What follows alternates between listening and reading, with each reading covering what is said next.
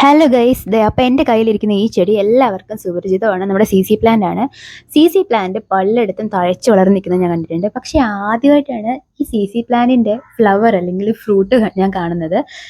ഈ ചെടിയിൽ ഒരു 3 ഫ്ലവേഴ്സ് ഉണ്ട്. ഇത് ശരിക്കും നമ്മുടെ ആന്തൂറിയം അല്ലെങ്കിൽ നമ്മുടെ മോൺസ്റ്ററയുടെ ഒക്കെ ഫ്രൂട്ട് പോലെ അല്ലെങ്കിൽ അതിൻ്റെ ഫ്ലവർ പോലെ ഒരു ലീഫ് ലൈക്ക് സ്ട്രക്ചറിലാണ് ഇതിൻ്റെ ഫ്ലവർ വരുന്നത്.